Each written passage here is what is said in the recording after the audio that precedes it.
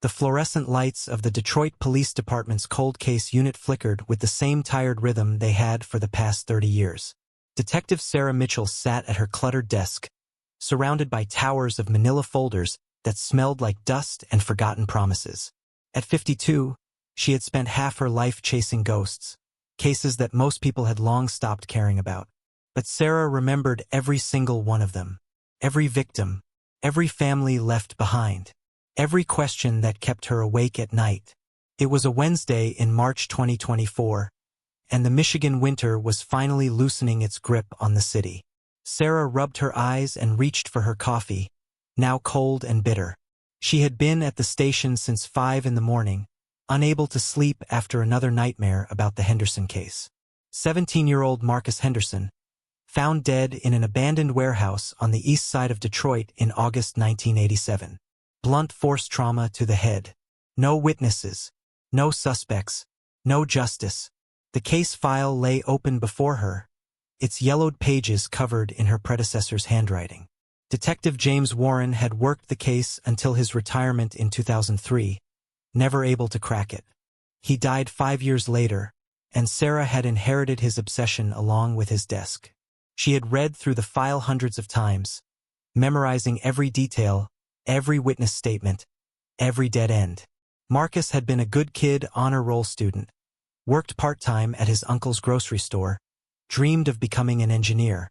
He was walking home from basketball practice when someone took that future away from him. Sarah flipped through the crime scene photos, her stomach tightening as it always did. Marcus's mother, Gloria Henderson, had been at every press conference, every candlelight vigil, every anniversary commemoration.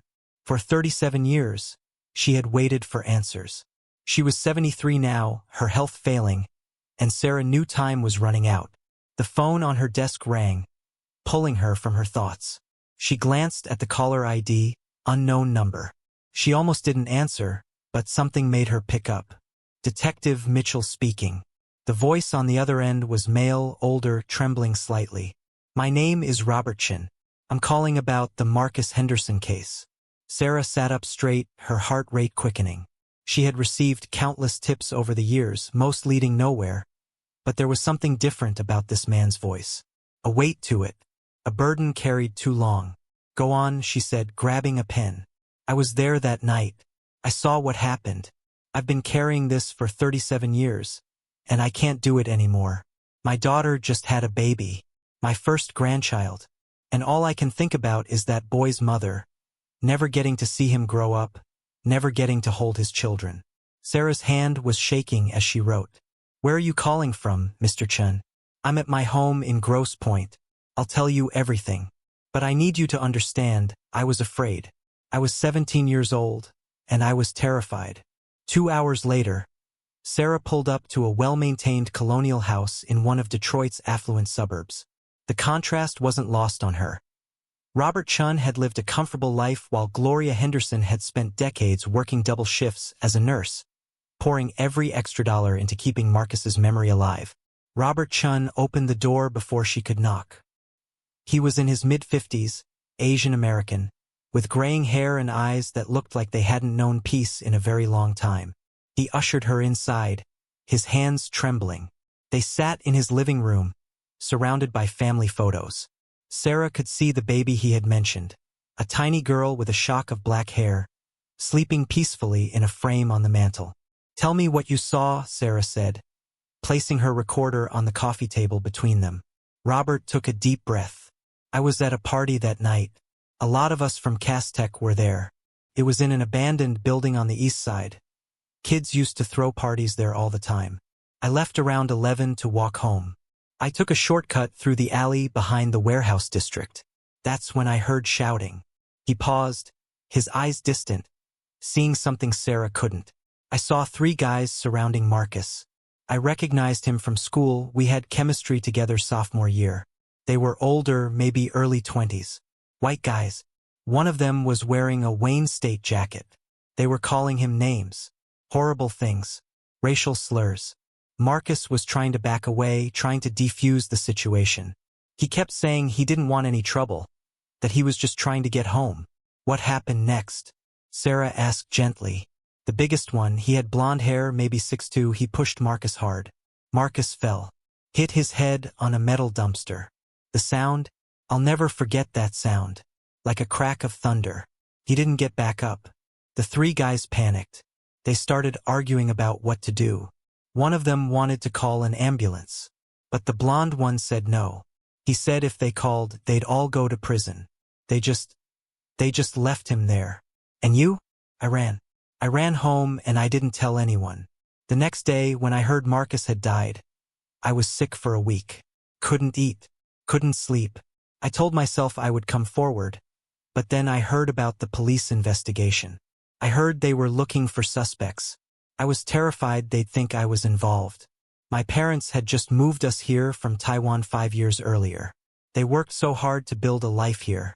I couldn't bear the thought of bringing shame to them, of being deported, of ruining everything they'd sacrificed for.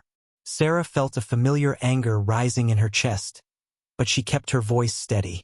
Can you identify any of the three men? The blonde one. I saw him around the neighborhood a few times after that.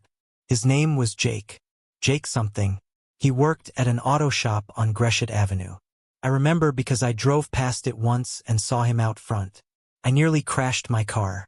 Do you remember the name of the shop? Motor City Classics. Still there. Or at least it was last time I drove past about a year ago. Sarah's mind was racing. After 37 years, she finally had something concrete. A name. A location. A witness. Why now, Mr. Chen? Why are you coming forward now? Robert's eyes filled with tears. Because I'm a grandfather now. And when I look at my granddaughter, all I can think about is Gloria Henderson, who never got to experience this joy. Marcus would be 54 years old now. He could have had children, grandchildren, a whole life. And I stayed silent. I chose my comfort over his justice. That makes me complicit. I know coming forward now doesn't change what I did or didn't do, but I can't take this to my grave. Mrs. Henderson deserves to know what happened to her son. Sarah stood, gathering her recorder. You did the right thing calling me, Mr. Chun. I'm going to need you to come to the station tomorrow to give a formal statement. And you'll need to work with a sketch artist to create composite drawings of the other two men. Robert nodded, wiping his eyes. Will I be charged with something? For not coming forward sooner? That's not my call to make. But I can tell you that right now, my priority is finding the people responsible for Marcus Henderson's death. Your cooperation will be noted. As Sarah drove back to the station, her phone rang. It was her partner, Detective Marcus Young, named after Marcus Henderson as it turned out. His mother and Gloria Henderson had been close friends. Sarah, where are you? We just got a hit on that DNA sample from the Henderson case. Sarah nearly swerved into the next lane. What? Remember last year when we submitted the evidence for retesting with that new genealogical DNA technology? We got a match. Skin cells from under Marcus's fingernails. He must have scratched one of them during the struggle. The DNA belongs to a Jacob Thornton, age 57, lives in Warren. And Sarah, he's a retired Detroit police officer. The world seemed to tilt on its axis. A cop. One of Marcus Henderson's killers had been a cop. Or had become one. Sarah's hands tightened on the steering wheel. Does he still have family at the department? His son, Jacob Thornton Jr. He's a sergeant in the 15th precinct. Of course he is, Sarah said bitterly. Get a warrant. We're bringing him in tonight. 3 hours later, Sarah stood outside a modest ranch house in Warren, a suburb north of Detroit. Behind her were 6 officers in tactical gear and her partner Marcus, his face set in grim determination. They had the warrant, they had the evidence, and they had surprise on their side. Sarah knocked on the door. Detroit police, open up. The door opened slowly. Jacob Thornton Sr. stood there in pajama pants and a faded t-shirt, his face weathered by age and, Sarah hoped, by guilt. His eyes widened when he saw the uniforms behind her. Jacob Thornton, you're under arrest for the murder of Marcus Henderson in August 1987. You have the right to remain silent. As Sarah read him his rights, she saw his wife appear in the hallway behind him, confusion and horror mixing on her face. Neighbors were coming out onto their porches, phones already out, recording. By morning, this would be all over the news. At the station, Jacob Thornton sat in the interrogation room, his lawyer beside him, a sharp-dressed woman who had arrived within the hour. Sarah and Marcus sat across from them, the case file between them like a third presence. "My client has no comment at this time," the lawyer said. Sarah slid a photograph across the table. Marcus Henderson, 17 years old, honor roll student, loved basketball, wanted to be an engineer. "Ring any bells, Mr. Thornton?" Jacob's jaw clenched, but he said nothing. Marcus Young leaned forward. "We have your DNA from under his fingernails. We have a witness who saw you and 2 others attack him. We have you at the scene. It's over." The lawyer whispered something to Jacob, but he shook his head. He looked directly at Sarah, and for the first time, she saw something crack in his facade. "I want to make a statement." The lawyer's hand shot out, gripping Jacob Thornton's arm. "Don't say another word. We need to discuss this privately." But Jacob shook his head slowly, his eyes never leaving Sarah's face. "No, I've kept quiet long enough. 37 years is long enough. Mr. Thornton, I strongly advise against." I said, "No, Linda." Jacob's voice was firm now, resigned. He looked older somehow, as if deciding to speak had added a decade to his face in seconds. "I want to tell them what happened." Sarah exchanged a glance with Marcus, then nodded. "The tape is running, Mr. Thornton. Whenever you're ready." Jacob rubbed his face with both hands, then clasped them on the table. His wedding ring caught the harsh fluorescent light. It wasn't supposed to happen like that. We weren't looking for trouble that night. We'd been drinking at Donovan's bar on Gresham. My buddy Rick Kowalski, he'd just gotten fired from the plant. We were trying to cheer him up. The third guy was Mike Sullivan. We'd all grown up together in the neighborhood. Sarah wrote down the names, her pen scratching across the notepad. "Go on." "We left the bar around 10:30. We were walking back to Rick's car when we saw the kid, Marcus, cutting through the alley. Rick made some stupid comment. Something about him being in the wrong neighborhood. I should have shut him down right there. Should have told him to get in the car and go home. But I was drunk and angry about my own problems. I just found out my girlfriend was pregnant. We weren't ready for that. I wasn't ready." "That's not an excuse," Sarah said flatly. "I know." Jacob's voice cracked. "I know it's not. But you asked what happened, so I'm telling you." Rick started following Marcus, calling him names. Mike and I followed. I don't even know why. Mob mentality, I guess. Liquid courage. Pure stupidity. Take your pick. Marcus Young's hands were clenched into fists on the table. Sarah could see the tension radiating from her partner. She placed a hand on his arm briefly, a silent reminder to stay professional. "The kid tried to ignore us at first," Jacob continued. "He kept walking faster now. But Rick grabbed his shoulder, spun him around, started getting in his face. Marcus told him to back off, that he didn't want any trouble. He was polite about it, can you believe that? Even with 3 drunk guys harassing him, he was trying to de-escalate. What happened next?" Sarah asked. Rick pushed him. Hard. Marcus stumbled backward and his head hit the edge of a dumpster. The sound was like a gunshot. He went down and didn't get up. We all just stood there for a second, frozen. Then Mike went over to check on him. He looked up at us and said the kid wasn't breathing. "And what did you do?" "Panicked. We all did. Rick wanted to call an ambulance, but I said no. I said if we called, we'd all go to prison. My girlfriend was pregnant. Rick had a record, he'd do serious time. Mike was starting college in the fall on a scholarship. I convinced them that we had to leave, that someone else would find him and call for help. But no one did," Marcus said, his voice tight with controlled rage. "Not for 3 hours. He bled out in that alley alone while you went home and slept it off." Jacob's face crumpled. "I know. I've lived with that every single day. I joined the police force thinking maybe I could make up for it somehow. Maybe I could save someone else, do some good, balance the scales. But you can't balance them, can you? There's no equation that makes what I did okay." "No, there isn't," Sarah said. She slid another photograph across the table. "This is Gloria Henderson, Marcus's mother. She's 73 years old. She has diabetes and heart disease. For 37 years, she's waited to know what happened to her son. Every birthday, every Christmas, every Mother's Day, she set a place at the table for him. Jacob looked at the photograph, and tears began rolling down his cheeks. I'm sorry. I know that's not enough. I know sorry doesn't bring him back or give her those years. But I am. I'm so deeply sorry. The lawyer tried one more time. Jacob, we need to discuss a plea arrangement before. No plea. Jacob wiped his eyes. I'm guilty. I'll plead guilty to whatever charges they bring. I just have one request. Sarah waited. Let me tell Mrs. Henderson myself. Let me look her in the eye and tell her what happened to her son. She deserves to hear it from me, not read it in some court document. That's not how this works, Sarah began. But Marcus interrupted. We'll see what we can arrange. After Jacob Thornton was processed and taken to holding, Sarah and Marcus stood in the hallway outside the interrogation room. The station was buzzing with activity. Word had spread fast that they'd arrested a retired cop for the Henderson murder. You okay? Sarah asked her partner.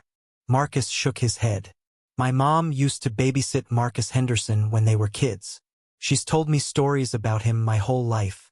About how smart he was, how kind, how much potential he had. And now I find out he was killed by someone who went on to wear the same badge I do. How is that supposed to make me feel? Like fighting to make sure it means something, Sarah said. Like making sure Gloria Henderson finally gets justice. Her phone rang. It was Lieutenant Davies, their commanding officer. His voice was tense. Mitchell, get up here. Now. And bring Young.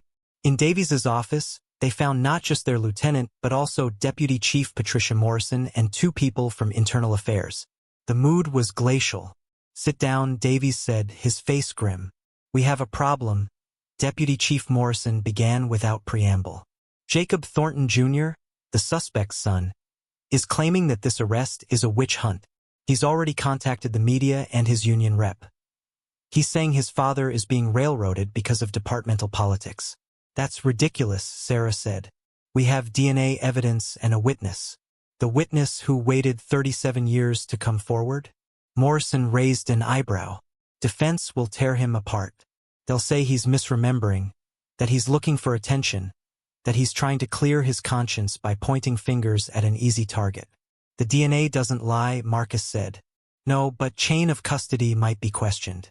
That evidence sat in a storage facility for decades. Multiple people had access. Thornton's lawyer is already preparing to challenge its admissibility. Sarah felt her blood pressure rising. So what are you saying? That we just let him walk? I'm saying you need to build an airtight case.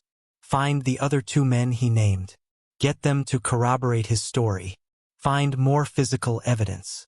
Because right now, the entire Detroit police force is under a microscope, and if this case falls apart, it'll be a disaster for all of us. With all due respect, ma'am, Sarah said carefully, this isn't about the department's image. This is about a mother who's waited 37 years for answers. Morrison's expression softened slightly. I know that, Mitchell, and I want to see justice done as much as you do. But justice that doesn't stick isn't justice at all. It's just more heartbreak. Do this right. Make it bulletproof. After the meeting, Sarah and Marcus returned to the cold case unit. Sarah immediately started pulling records for Rick Kowalski and Mike Sullivan. Within an hour, she had addresses. Rick Kowalski still lived in Detroit, in a rundown apartment complex near the old factory district. Mike Sullivan had done well for himself. He was a professor of engineering at Wayne State University. The irony wasn't lost on Sarah. Sullivan had achieved the dream that Marcus Henderson never got to pursue. We split up, Sarah said. You take Kowalski. I'll handle Sullivan. Marcus nodded, already grabbing his jacket. An hour later, Sarah stood outside a brick colonial home in the Boston Edison Historic District. The house was beautiful, well-maintained, with a BMW in the driveway and children's toys scattered across the front lawn. Through the window, she could see a warm, inviting interior, bookshelves, family photos, the glow of a fireplace. She rang the doorbell. A man in his late 50s opened the door, wearing reading glasses and a cardigan. He had kind eyes and a welcoming smile. "Can I help you? Michael Sullivan?" "Yes." Sarah held up her badge.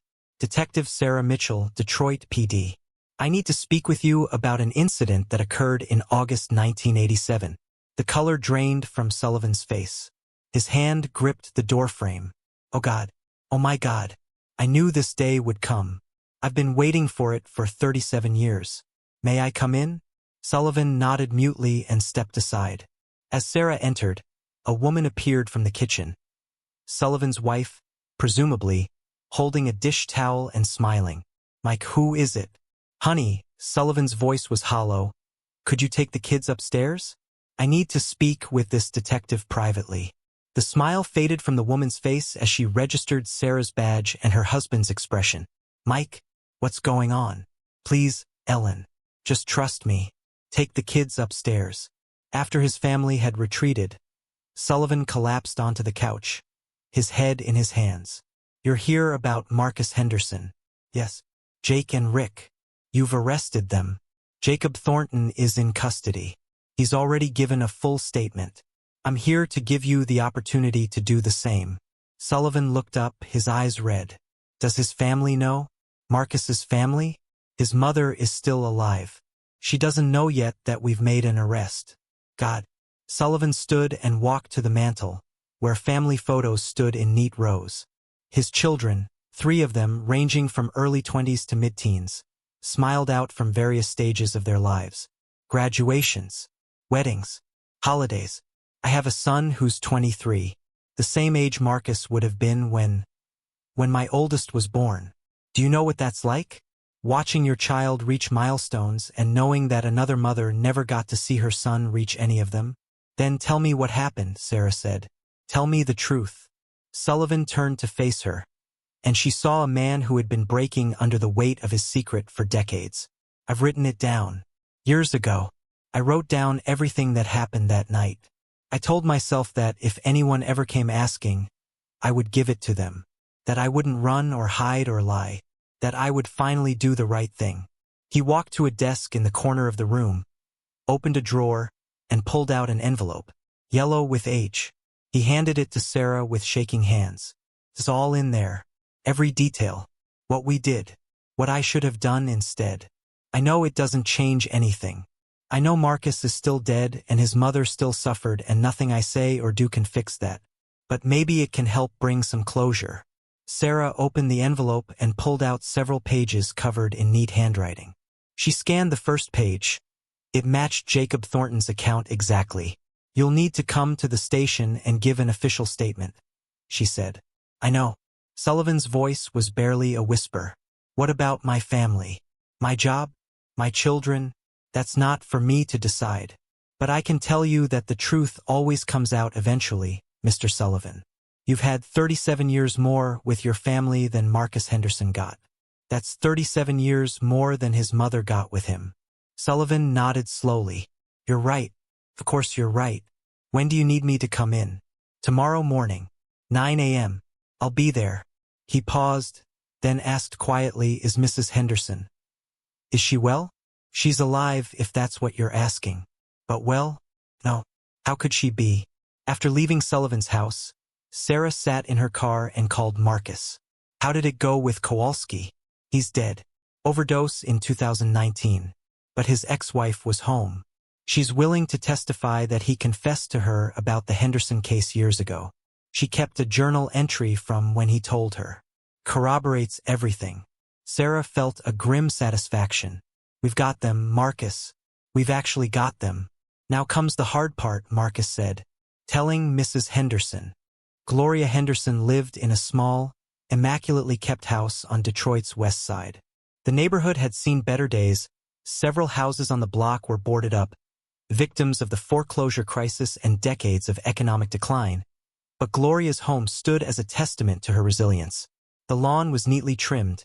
Flowers bloomed in window boxes despite the March chill, and a wind chime sang softly on the porch. Sarah and Marcus sat in the car for a moment, neither wanting to be the first to move. "I've imagined this moment 1,000 times," Marcus said quietly, telling her we finally got answers. But now that we're here, I don't know if I have the right words. There are no right words for this, Sarah replied. We just have to be honest. They walked up the path together. Before Sarah could knock, the door opened. Gloria Henderson stood there, smaller than Sarah had imagined from seeing her at press conferences. She wore a purple church dress despite it being a Thursday afternoon, her silver hair pulled back in a neat bun. Her eyes, the same warm brown as her son's in the photographs, looked tired but sharp. Detective Mitchell, she said, her voice steady. Detective Young. I saw the news this morning. The arrest. Is it true? Did you really find who killed my Marcus? May we come in, Mrs. Henderson? Gloria stepped aside, gesturing them into a living room that was like a shrine to her son. The walls were covered with photographs. Marcus as a baby, as a toddler, in his basketball uniform at his junior prom. His high school diploma hung in a frame. His basketball trophies lined a shelf. In the center of the mantel was a photo of Marcus in his cap and gown, smiling at a graduation that never happened. Please sit, Gloria said, settling into a worn armchair. Tell me everything. For the next hour, Sarah and Marcus walked Gloria through every detail. The DNA match, Robert Chen's witness statement, Jacob Thornton's confession, Michael Sullivan's written account, the death of Rick Kowalski. Gloria listened without interrupting, her hands folded in her lap, her expression unreadable. When they finished, silence filled the room. Gloria stared at Marcus's graduation photo, her lips moving silently as if in prayer. Finally, she spoke. So it was an accident. They didn't mean to kill him. The assault was intentional, Sarah said carefully. The death may not have been premeditated, but they made a choice to leave him there, to let him die alone rather than call for help. Gloria nodded slowly, because they were scared, because they were thinking about their own futures. Her voice hardened. While my baby lay dying in an alley, they were thinking about their scholarships and their pregnant girlfriends and their criminal records. Yes, ma'am. And then one of them became a police officer. Gloria laughed, a bitter sound. The irony. Oh, the cruel irony of that. Did he think about Marcus every time he put on that badge? Did he think about him when he took his oath to protect and serve? He says he did, Marcus said quietly. He says he joined the force thinking he could somehow make up for what he'd done. You can't make up for murder by wearing a badge, Gloria said sharply. You make up for it by turning yourself in, by facing the consequences, by giving a mother her answers before she spends 40 years wondering what happened to her child. Sarah leaned forward. Mrs. Henderson, Jacob Thornton has requested to speak with you, to apologize in person. You don't have to agree to that. It's entirely your choice. Gloria was quiet for a long moment, her eyes still on her son's photograph. When does the trial start? The arraignment is in 2 weeks. Given that both suspects have confessed and we have corroborating evidence, we expect they'll plead guilty. It likely won't go to trial. And if they plead guilty, what kind of sentence are we looking at? That's up to the prosecutor and the judge, Sarah said. But given the circumstances, the cover-up, the decades of silence, we're pushing for maximum sentences. Maximum for manslaughter with the clock running out on statutes of limitation. Gloria said. She wasn't asking a question. She had clearly educated herself on the law over the years. So maybe 10 years? 15? They're both in their 50s. They'll still have time after prison. Time my Marcus never got. Mrs. Henderson. No, Gloria held up a hand. I'm not looking for sympathy, detective. I'm stating facts. Those men got to live their lives. They got to have families, careers, grandchildren. One of them became a police officer, for God's sake. The other became a professor. They got to achieve dreams while my son's dreams died in an alley 37 years ago. You're right, Marcus said, his voice thick with emotion. There is no sentence that will balance those scales. No amount of prison time that will give you back what was taken. But it's something. After all these years, it's finally something. Gloria turned her gaze to Marcus, and her expression softened. Your mother named you after my Marcus, didn't she? Yes, ma'am. She wanted me to carry on his legacy somehow. That's a heavy burden for a child to bear. It made me want to be a good police officer. to honor his memory by seeking justice for others. Then you've done that, Gloria said. You both have. After 37 years of being told my son's case was cold, that the leads had dried up, that I should accept I'd never have answers, you didn't give up. You kept looking. You found the truth. Sarah felt her throat tighten. We had help. Robert Chun coming forward gave us the break we needed. The witness, Gloria said. The boy who was too scared to speak up. Where is he now?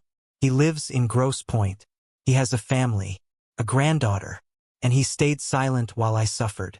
While I begged anyone who would listen to help me find my son's killer. While I worked double shifts to pay for private investigators who turned up nothing. He knew the truth and he said nothing. He was 17 and terrified, Sarah said. I'm not excusing it, but I know, Gloria interrupted. I know he was young. I know he was scared. But fear is not an excuse for injustice, Detective Mitchell.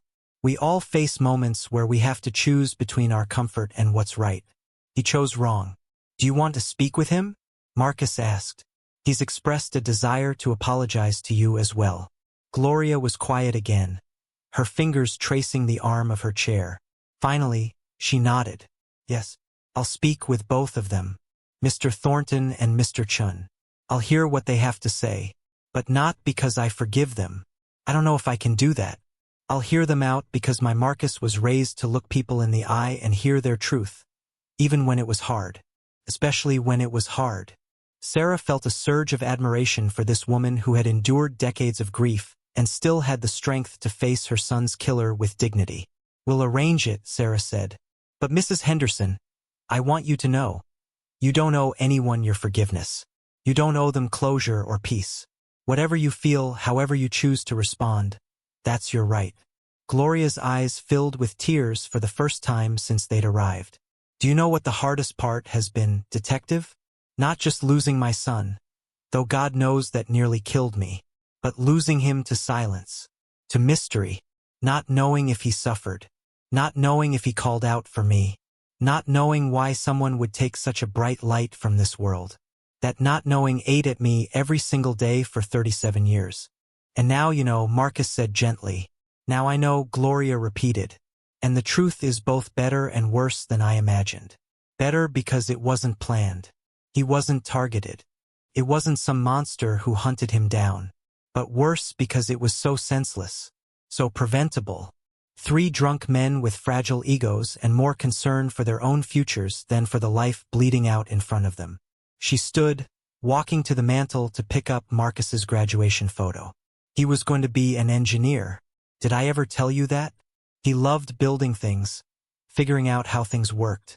Even as a little boy, he was always taking apart radios and toasters, driving me crazy. His teachers said he had a gift for mathematics. A scholarship to Michigan State was practically guaranteed. She set the photo back down carefully. One of the men who killed him became an engineering professor. Tell me there's not some cosmic cruelty in that. If you're asking me to make sense of it, I can't, Sarah said honestly. I've been doing this job for 25 years, and I still can't make sense of why bad things happen to good people. Gloria turned back to face them. When can I speak with Mr. Thornton? We'll arrange it for next week, if that works for you. It will be at the station with us present. That's fine. Gloria straightened her shoulders. I want my pastor there too. Reverend Williams from New Hope Baptist. If I'm going to face my son's killer, I need my faith beside me. Of course. As Sarah and Marcus prepared to leave, Gloria walked them to the door. She paused with her hand on the doorknob. Detectives, I want to thank you. Truly. I know this case landed on your desk among hundreds of others. I know you could have let it stay buried. But you didn't. You fought for my Marcus when so many others had moved on. That means everything to me. He deserved justice, Sarah said simply. He still does. After they left, Sarah and Marcus sat in the car.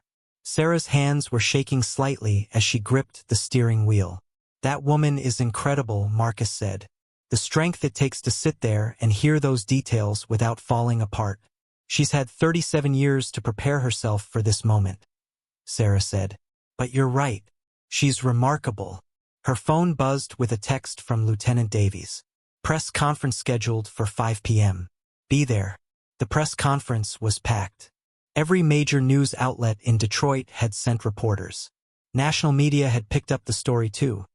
Retired cop arrested for decades-old murder was the kind of headline that traveled fast. Sarah stood at the podium with Deputy Chief Morrison and Marcus flanking her. Camera flashes popped like fireworks. On Wednesday, March 20th, 2024, the Detroit Police Department made an arrest in the 1987 murder of Marcus Henderson. Sarah began, reading from a prepared statement. Jacob Thornton, age 57, a retired Detroit police officer, has been charged with manslaughter and obstruction of justice. A second suspect, Michael Sullivan, age 56, is expected to turn himself in tomorrow morning to face similar charges. A third suspect died in 2019. The crowd erupted with questions, but Sarah continued. This case was solved through a combination of advanced DNA technology, genealogical database matching, and a witness who came forward after 37 years. I want to be clear, this arrest is the result of solid police work and scientific evidence, not speculation or vendetta. If you've made it this far in this story, if you're moved by Gloria Henderson's decades-long wait for justice, take a moment to reflect on the power of truth and the courage it takes to speak up. Sometimes justice delayed is still justice worth fighting for. A reporter shouted a question. Detective Mitchell, how does it feel to arrest one of your own? Justice doesn't wear a badge, Sarah said firmly. It doesn't care if someone is a civilian or a police officer. Marcus Henderson was 17 years old when he was killed. He deserved better then, and his family deserves answers now. What about the witness who stayed silent for 37 years? Another reporter called out. Will he face charges? That's up to the prosecutor's office, Sarah replied. But I'll say this, coming forward took courage, even if it came late. Without his testimony, we might never have identified the suspects. What does Mrs. Henderson have to say about all this? Mrs. Henderson has asked for privacy as she processes this information. Deputy Chief Morrison interjected. This department stands with her and commits to seeing this case through to its conclusion. After the press conference, Sarah escaped to her car, exhausted. Her phone rang, an unknown number. She almost didn't answer, but something made her pick up. Detective Mitchell? This is Amanda Thornton, Jacob Thornton's daughter. Sarah's guard went up immediately. Ms. Thornton, you should probably speak to your father's attorney. Please just listen for a moment. Amanda's voice was strained, like she'd been crying. I'm not calling to defend my father or to interfere with your investigation. I'm calling because I need you to know we had no idea. My brother, my mother, me, we had no idea what he'd done. And now our entire world has been turned upside down. I understand this is difficult. Do you? Amanda interrupted. Do you understand what it's like to find out your father is a murderer? That the man who taught you to ride a bike and helped with your homework and walked you down the aisle killed someone and then built a career on a lie? Sarah was quiet for a moment. No, I don't know what that's like. And I'm sorry you're going through this. My brother quit the force today. Did you know that? He turned in his badge. Said he can't represent a department that employs people like our father. Like him. Amanda's voice broke. We're all trying to figure out who we are now. If everything we thought we knew about our family was a lie.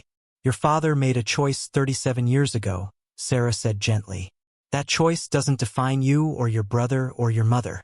You're not responsible for his actions. Then why does it feel like our lives are over too? Why do I feel like I need to apologize to everyone I meet? Why can't I look at my own children without wondering what kind of man their grandfather really is? Because you're a good person, Sarah said. Because you have empathy and conscience. Those are things your father clearly struggled with. Amanda was silent for a long moment. Mrs. Henderson. Is she? How is she? She's strong. Stronger than anyone should have to be. I want to apologize to her. Not on behalf of my father, but for myself. For benefiting from the life he built on someone else's death. For having a father when Marcus Henderson's family didn't. That's something you'll need to work out with Mrs. Henderson, if she's willing to speak with you. But Amanda, don't carry your father's guilt. Acknowledge it. Learn from it. But don't let it destroy you. That won't honor Marcus Henderson's memory. After hanging up, Sarah sat in the dark parking garage, the weight of the day settling on her shoulders. In her career, she'd closed dozens of cold cases. She'd brought closure to countless families. But this one felt different. Maybe because it had taken so long. Maybe because the killer had hidden behind a badge. Or maybe because Gloria Henderson's grace in the face of such loss had reminded Sarah why she did this job in the first place. Her phone buzzed with a message from Marcus. His mother wants to meet Mrs. Henderson. Says it's time. Sarah smiled despite her exhaustion. After 37 years, maybe it was finally time for healing to begin. The meeting room at the Detroit Police Department had been transformed for the occasion. Sarah had personally removed the harsh fluorescent lighting in favor of softer lamps brought from home. Chairs were arranged in a circle rather than the typical interrogation setup. A box of tissues sat on the table, along with water bottles and, at Reverend Williams's suggestion, a small vase of white lilies. Gloria Henderson arrived first, wearing the same purple dress from before. Reverend Williams, a tall man in his 70s with kind eyes and a gentle demeanor, walked beside her. Marcus Young's mother, Patricia, followed close behind. The two women embraced at the doorway, holding each other for a long moment. "Been too long, Patty," Gloria murmured. "Way too long," Patricia replied, her voice thick. "But we're here now. We're finally here." Jacob Thornton was brought in next, dressed in an orange jumpsuit, his hands cuffed in front of him. He looked like he'd aged a decade in the past week. When his eyes met Gloria's, he stopped walking, his legs seeming to give out beneath him. The officer escorting him steadied him. "Mrs. Henderson," Jacob's voice was barely a whisper. "Thank you for agreeing to see me." Gloria said nothing, simply nodded toward an empty chair. Jacob sat, his hands trembling so badly the cuffs rattled. Sarah and Marcus positioned themselves near the door, present but trying to be unobtrusive. This moment belonged to Gloria. Robert Chun arrived last, walking slowly, his shoulders hunched as if carrying a physical weight. When he saw Gloria, tears immediately began streaming down his face. "I'm so sorry. Mrs. Henderson, I'm so very sorry." "Sit down, Mr. Chun," Gloria said quietly. "Both of you, sit down and tell me about the night you took my son from me." For the next 2 hours, Jacob Thornton and Robert Chun recounted every detail of August 15, 1987. Jacob spoke about the drinking, the anger he'd been carrying, the moment Rick Kowalski first approached Marcus. Robert described hiding in the shadows, paralyzed by fear, watching everything unfold. They didn't spare themselves or minimize their roles. They laid it all bare. When Marcus fell and hit his head, Jacob said, his voice breaking, there was this moment, maybe 3 seconds, maybe 5, where everything just stopped. The world went quiet. And I knew he was badly hurt. I knew we needed to call for help. And I made the choice not to.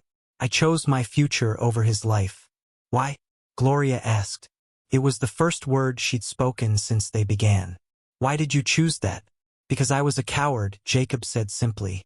"Because I convinced myself that calling for help wouldn't change anything. That he was already gone. That we'd just be throwing our lives away too.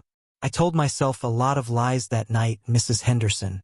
And then I spent 37 years living those lies." "And you became a police officer," Gloria said. "You swore an oath to protect and serve."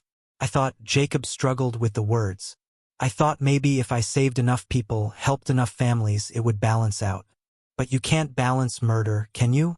You can't erase one death with 1,000 good deeds." "No," Gloria said firmly. "You can't." She turned to Robert. "And you, Mr. Chun, you saw everything. You could have prevented all of this with one phone call. One anonymous tip. You had 37 years to come forward." Robert nodded, tears streaming down his face. "I wrote your address down so many times. Addressed envelopes. Wrote letters explaining what I saw. But I never sent them. I was afraid of what would happen to me. Afraid of being deported. Afraid of disappointing my parents. I chose my comfort over your closure. And I will carry that shame for the rest of my life." "You will," Gloria agreed. "Because that's what conscience does. It reminds us of our failures. But I want you to know something, Mr. Chun. You coming forward, even after all this time, gave me something I thought I'd never have, answers. You gave me the truth. That has value even if it came late. Robert sobbed openly. I don't deserve your kindness. I'm not being kind, Gloria said. I'm being honest. You made a terrible choice as a scared 17-year-old boy. But you finally did the right thing. That matters. She stood and walked to the window, looking out at the Detroit skyline. When I was pregnant with Marcus, I used to stand at the window of our apartment and talk to him. Tell him about the world he was coming into. I told him it could be hard and unfair, but that it was also beautiful. That there were good people in it worth fighting for. I told him he was going to make it better just by being in it. Her voice cracked, and Reverend Williams rose to stand beside her, placing a gentle hand on her shoulder. He was good, Gloria continued. My Marcus was so good, kind to everyone, patient with his little cousins, helped elderly neighbors carry their groceries, stayed after school to tutor kids who were struggling. He made the world better just like I told him he would. And then 3 men who were angry about their own problems took that light away. She turned back to face Jacob and Robert. But here's what I've learned in 37 years of grief. Hate is exhausting. Bitterness poisons everything it touches. I've watched other mothers, women who lost children to violence, let that poison consume them until there was nothing left. I refused to let that happen to me. I refused to let the men who killed my son also kill my spirit. Mrs. Henderson, Jacob began, but Gloria held up her hand. I'm not finished. You both need to hear this. I will never forgive what you did. Forgiveness isn't something you earn or deserve. It's something freely given, and I'm not able to give it. Not to you, Mr. Thornton. Not to you, Mr. Chun. Not to Mr. Sullivan. What you did was unforgivable. Jacob's face crumpled, but Gloria continued. But I release you from my hatred. I release you because carrying that hatred has been like swallowing poison and hoping you would die. I'm done with that. I'm 73 years old. I have diabetes and a heart condition and probably not many years left. I'm not spending whatever time I have left consumed by rage toward you. That doesn't honor Marcus. That doesn't honor the love we shared or the good he brought to this world. Reverend Williams squeezed her shoulder, tears running down his own face. Amen, sister. Amen. I hope you spend the rest of your lives making amends, Gloria said, looking directly at Jacob. Not to me, you can never make amends to me, but to other people, other families, other young men who deserve better than what you gave my son. And I hope that when you close your eyes at night, you see his face. I hope you remember that he was real, that he mattered, that he had dreams and potential and people who loved him. I do, Jacob whispered. I see him every night. I've seen him every night for 37 years. Good, Gloria said. Don't stop seeing him. Don't let time or prison or anything else make him fade. He was here. He existed. He mattered. She turned to Robert. And you, Mr. Chun, you have a granddaughter now. You said that's why you finally came forward. Yes, ma'am. Then tell her about Marcus Henderson. Tell her what happened when you chose silence over truth. Make sure she understands that fear is not an excuse for injustice. That we all have to choose, every single day, between our comfort and what's right. You chose wrong once. Don't let her make the same mistake. I won't, Robert promised. I'll tell her everything. And I'll teach her to be braver than I was. Patricia Young spoke for the first time, her voice strong and clear. My son is named Marcus, after Gloria's boy. Every time I say his name, I remember the friend I lost, the godson who never got to grow up. And I made sure my Marcus knew about him, knew that he carried a legacy of kindness and intelligence and potential cut short. Marcus Young stepped forward. Mrs. Henderson, my mother used to say that the best way to honor those we've lost is to fight for those who remain. You've been fighting for 37 years. You can rest now. We've got it from here. Gloria looked at the young detective, at the man named after her son, and smiled for the first time since they'd entered the room. You're a good boy, Marcus. You make your mama proud. You make my Marcus proud too. The formal proceeding concluded, but Gloria requested one more moment alone with Jacob Thornton. Sarah hesitated, but Gloria's look was firm. Just 5 minutes. Private. Everyone filed out except Gloria and Jacob, with Sarah remaining just outside the door, close enough to intervene if needed but giving them space. Through the small window, Sarah watched as Gloria approached Jacob, standing directly in front of him. Whatever she said was too quiet to hear, but Sarah saw Jacob's face transform, saw him break down completely, saw him nod over and over, saw him mouth words that looked like thank you or I'm sorry or both. When Gloria finally walked out, her expression was peaceful in a way Sarah hadn't seen before. "What did you say to him?" Sarah asked quietly as they walked down the hallway. Gloria smiled, a sad but genuine smile. "I told him that my son would have forgiven him, that Marcus had the kind of heart that believed in redemption and second chances. I told him I couldn't give him my forgiveness, but I could give him Marcus's. I could give him the forgiveness my son would have offered if he'd lived long enough to learn what grace really means." "Mrs. Henderson, that's—" Sarah struggled to find words. "That's incredibly generous." "It's not generous," Gloria corrected. "It's survival. I've been dying slowly for 37 years, detective. Dying of grief and anger and unanswered questions. Today I finally get to start living again. Not the life I wanted, I'll never have that, but a life with truth in it. A life where I know what happened and can finally begin to heal." 2 weeks later, the arraignment took place. Michael Sullivan had turned himself in as promised, and both he and Jacob Thornton pleaded guilty to all charges. The courtroom was packed. News crews, community members, police officers both supporting and condemning the arrests, and Gloria Henderson sitting in the front row with Patricia Young and Reverend Williams on either side of her. The judge, a stern woman in her 60s named Patricia Crawford, reviewed the case files with a grim expression. She looked up at the defendants. "I've been on the bench for 23 years. I've seen a lot of cases, heard a lot of confessions, witnessed a lot of remorse, real and performed. But I have never seen a case quite like this one." She removed her glasses. "Marcus Henderson was 17 years old when you killed him. You were young too, I acknowledge that. You made a terrible decision in a moment of drunken stupidity. But then you made another decision. And another. And another. For 37 years, you chose your own comfort over justice. You chose your own lives over truth. You chose silence over accountability."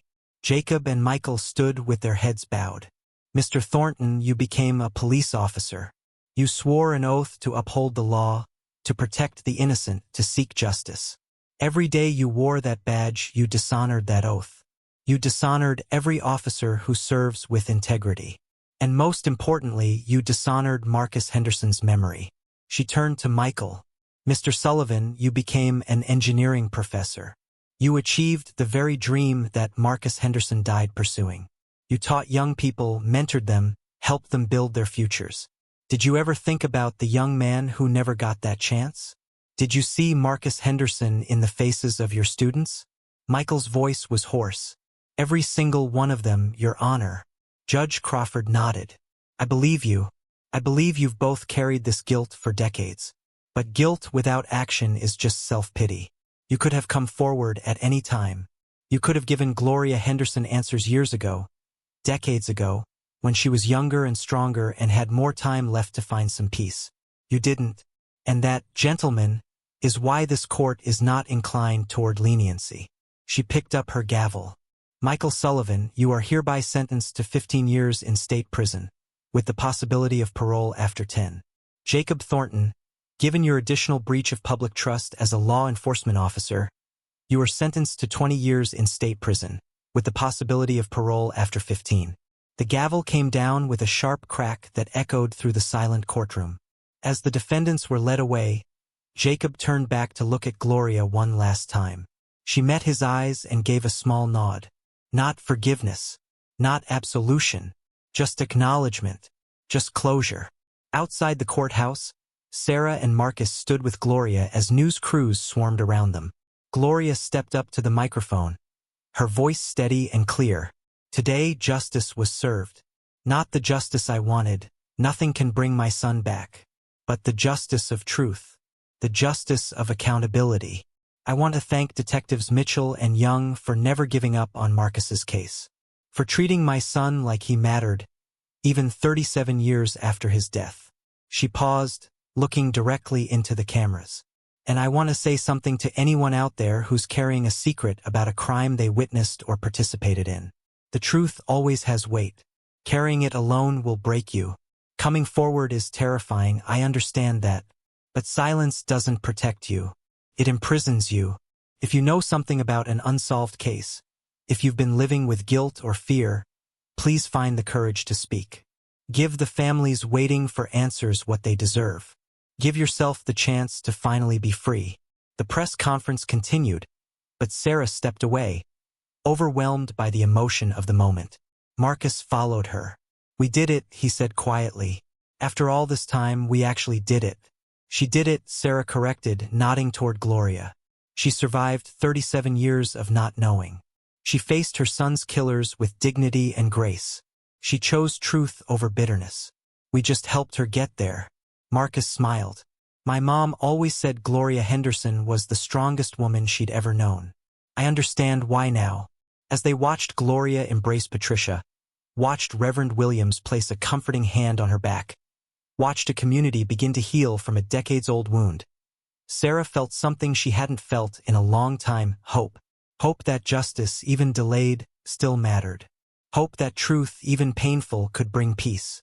Hope that the work they did, case after case, year after year, made a difference. Her phone buzzed. A text from Lieutenant Davies. "Good work, Mitchell. The commissioner wants to see you and Young in his office tomorrow. I think commendations might be in the works." Sarah showed Marcus the text. He raised an eyebrow. "Commendations? Imagine that." "We don't do it for the commendations," Sarah said. "No," Marcus agreed. "We do it for them." He gestured toward Gloria, who was now surrounded by community members, accepting hugs and words of support. "We do it so that every family gets what she finally got. The truth." 3 months after the sentencing, Sarah sat in her office sorting through the mountain of paperwork that had accumulated during the Henderson case. The media frenzy had finally died down, though she still received occasional calls from journalists wanting follow-up stories.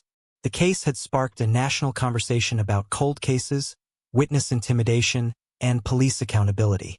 Her desk phone rang. It was the front desk sergeant. "Detective Mitchell, there's a Gloria Henderson here to see you. Says she doesn't have an appointment but hopes you have a few minutes."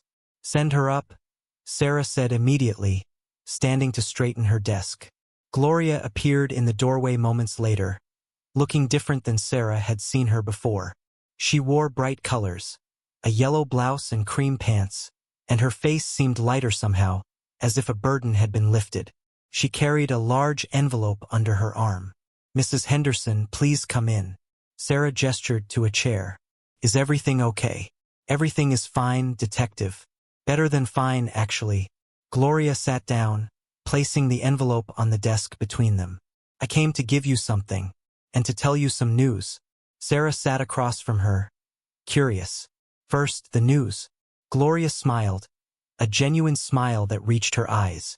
"I'm selling my house, moving to Atlanta to be near my sister. She's been begging me to come for years, but I couldn't leave. Not while Marcus's case was unsolved. I felt like leaving Detroit would be abandoning him somehow. But now you can move forward," Sarah finished gently. "Exactly. I'm 73 years old, and I've spent the last 37 of those years in a kind of suspended animation. Waiting, always waiting, for answers, for justice, for closure. Now I have those things. Not the way I wanted them, but I have them. And I realized something, Detective. Marcus wouldn't want me to spend whatever time I have left living in the past. He'd want me to have joy, to spend time with family, to finally rest." Sarah felt tears prick her eyes. "He would want that, and you deserve it. My sister has grandchildren. 5 of them. They call me Auntie Glow." Gloria's voice was warm with affection. "I've missed so much of their lives because I couldn't leave this city, couldn't leave Marcus. But I'm ready now. I'm ready to be present for the living instead of forever mourning the dead." "When do you leave?" 2 weeks. The house sold faster than I expected. A young couple with a baby. They seem nice. They promised to take care of the flower garden." Gloria paused, emotion crossing her face. "I planted those flowers the year Marcus died. One for every year of his life. 17 rose bushes. I've tended them for 37 years. And now someone else will tend them, Sarah said. That seems fitting somehow. Life continuing. Beauty being cared for. That's exactly what I thought. Gloria pushed the envelope across the desk. Which brings me to this. I wanted you to have it before I left. Sarah opened the envelope carefully. Inside were dozens of photographs of Marcus Henderson. Some Sarah had seen before, but many she hadn't. Marcus as a toddler, gap-toothed and grinning. Marcus at his first communion. Marcus playing basketball mid-jump, pure joy on his face. Marcus at a family barbecue, arm around his mother, both of them laughing. Beneath the photos was a handwritten letter on cream-colored stationery. Sarah recognized Gloria's neat, careful handwriting. Read it later, Gloria said softly, when you have time. But I wanted to thank you properly. Not just for solving the case, but for treating Marcus like he mattered. For treating me like I mattered. So many people over the years made me feel like I was being unreasonable for not letting go. Like I should just accept that some cases never get solved. You never made me feel that way. Because you weren't being unreasonable, Sarah said firmly.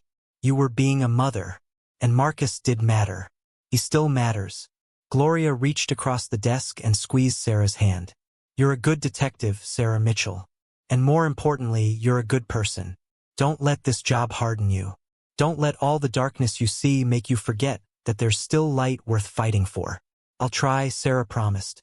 After Gloria left, Sarah sat alone in her office and carefully unfolded the letter.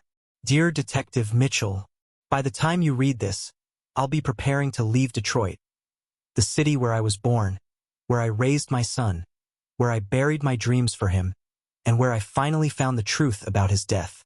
I'm writing this because there are things I need you to know, things I couldn't say in person without breaking down completely. For 37 years, I've been angry. At God, at the universe, at the men who killed Marcus, at the witness who stayed silent, at the police who couldn't solve the case, at myself for letting him walk home alone that night. The anger was like acid, eating away at me from the inside. Some days it was the only thing keeping me going. I told myself that if I ever got answers, the anger would disappear, that justice would bring peace. But it didn't work that way. When you arrested Jacob Thornton and Michael Sullivan, I felt relief. Validation. But the anger didn't disappear. If anything, it got worse. Because now I had faces to attach to my rage. Now I had names. Now I knew exactly who had stolen my son's future. It was Reverend Williams who helped me understand something important. He said anger is a natural response to injustice, but it's meant to motivate action, not become a permanent state of being. Once justice has been served, we have to choose what comes next. We can cling to the anger, let it define us, let it consume whatever time we have left. Or we can release it and choose something else. Peace, purpose, life. Meeting Jacob Thornton face to face was the hardest thing I've ever done. Harder than identifying Marcus's body. Harder than burying him. Harder than every painful anniversary and birthday and holiday. Because I had to look into the eyes of the man who killed my son and see his humanity. See his regret. See that he was more than just the monster I'd imagined for nearly 4 decades. I want you to know that I meant what I said to him. I will never forgive what he did. But I release him from my hatred because carrying that hatred was killing me just as surely as he killed Marcus. I'm choosing life, detective. For the first time in 37 years, I'm choosing to live instead of merely exist. Thank you for giving me that choice. Thank you for not giving up when everyone else had. Thank you for seeing my son as a person, not just a case number. Thank you for treating his death like it mattered, even after all this time. You have a gift, Detective Mitchell. Not just for solving cases, but for seeing people. For understanding that every victim has a family waiting for answers. And every family deserves your best effort. Please don't lose that. Please don't let the weight of this job steal your compassion. The world needs people like you. I hope you know that you've changed my life. You've given me back something I thought was lost forever. The ability to hope, to dream, to imagine a future that isn't defined entirely by the past. That's a gift beyond measure. Marcus would have liked you, I think. He always appreciated people who fought for what was right, even when it was hard. Especially when it was hard. You would have made him proud. Take care of yourself, detective. And when you're working late on another cold case, when you're wondering if it's worth the effort, remember Gloria Henderson and Marcus Henderson. Remember that somewhere, a family is waiting. And your work might be the only thing standing between them and a lifetime of unanswered questions. With deep gratitude and respect, Gloria Henderson. P.S. The photo of Marcus in his basketball uniform, that was taken 2 weeks before he died. It was the last picture I ever took of him. I want you to have it. Put it up somewhere in your office. Let it remind you why this work matters. Sarah read the letter 3 times, tears streaming down her face. Then she carefully selected the basketball photo Gloria had mentioned and pinned it to her bulletin board, right next to her detective's shield. The next morning, Sarah and Marcus were called to the commissioner's office for the commendation ceremony. It was a small affair, just the commissioner, Deputy Chief Morrison, Lieutenant Davies, and a photographer from the department's public affairs office. Detective Sarah Mitchell, Detective Marcus Young, Commissioner Brian Wallace began formally. You are hereby recognized for exceptional detective work in solving the Marcus Henderson cold case. Your dedication, persistence, and commitment to justice exemplify the highest standards of the Detroit Police Department. He handed each of them a certificate and a medal, the Department Medal of Merit. Sarah accepted hers with mixed feelings. The recognition was nice, but it felt strange to be celebrated for something that had taken so long and cost so much. After the ceremony, Morrison pulled them aside. I know you two probably have complicated feelings about this recognition. Cases like Henderson's are never really victories, they're just resolutions. But I want you to know that what you did matters. The community saw that we don't give up on our cases, even decades later. They saw that a badge doesn't protect you from accountability. And most importantly, Gloria Henderson got answers. That's worth celebrating. Thank you, ma'am, Sarah said. And thank you for backing us up when this case got complicated. When people were questioning whether we should have arrested a retired officer. Morrison's expression hardened. Anyone who commits murder should be held accountable, badge or not. Maybe especially if they wear a badge. We can't ask the community to trust us if we protect our own when they break the law. As they walked back to the cold case unit, Marcus said quietly, My mom wants to throw us a celebration dinner. You interested? Your mom's cooking? Always interested. That evening, Sarah found herself in Patricia Young's warm, crowded kitchen surrounded by Marcus's extended family.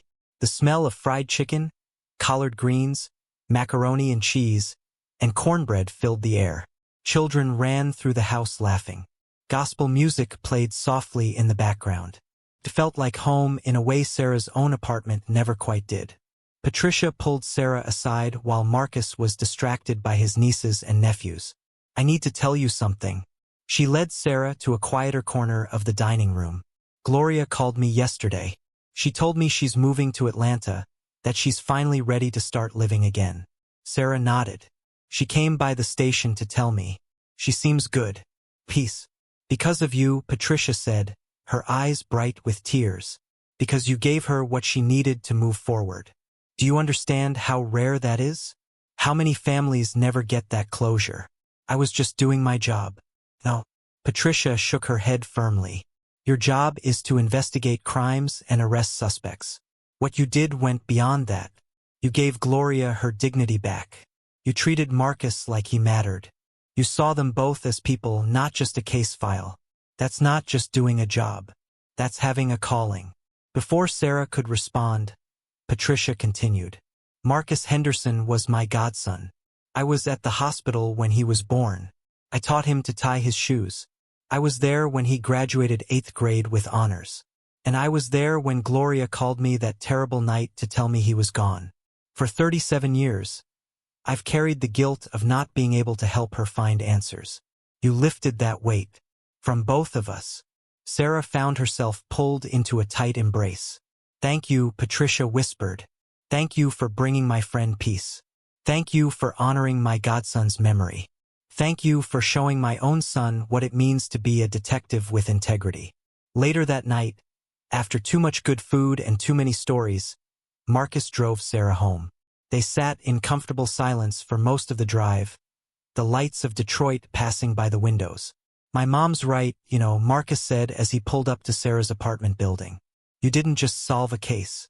You gave Gloria Henderson her life back." "We both did," Sarah corrected. "This wasn't a solo effort." "True. But it was your obsession with that case that kept it alive. Your refusal to let it stay buried." Marcus smiled. "My mom told me something tonight. She said Gloria used to pray every night for someone to care about Marcus's case as much as she did. Looks like her prayers were answered." After saying goodnight to Marcus, Sarah climbed the stairs to her apartment. She poured herself a glass of wine and stood at her window, looking out at the Detroit skyline. The city looked different somehow, less heavy, like a weight had been lifted not just from Gloria Henderson, but from the city itself. Her phone buzzed with a text from an unknown number. It was Robert Chin. "Detective Mitchell, I wanted you to know that I told my granddaughter about Marcus Henderson today. She's only 3 months old, so she didn't understand the words. But I told her anyway. I told her about the brave boy who died because scared people chose silence. I promised her that I would teach her to be brave, to speak up, to choose truth over comfort. Thank you for giving me the chance to try to make things right, even if it came too late for Mrs. Henderson. I hope I can teach my granddaughter to be better than I was." Sarah read the message twice, then typed a response. "Teach her well, Mr. Chun. Make sure Marcus Henderson's story means something. That's how we honor the dead, by making sure their lives, and their deaths, teach the living how to be better." She set her phone down and picked up one of the photos Gloria had given her. Marcus at his high school basketball game, mid-jump, reaching for the basket. Frozen in a moment of pure possibility. A young man who should have had decades ahead of him, but instead got only 17 years. Sarah made a silent promise to that frozen figure, to Marcus Henderson and to all the victims whose files filled her office. "I won't forget you. I won't let your cases gather dust. I won't stop fighting for answers. You all deserve justice, and I'll keep working until you get it." She placed the photo on her mantle, where she would see it every morning when she woke up and every night before she went to sleep. A reminder of why she did this job. A reminder that cold cases were never really cold. They were just waiting for someone who cared enough to solve them.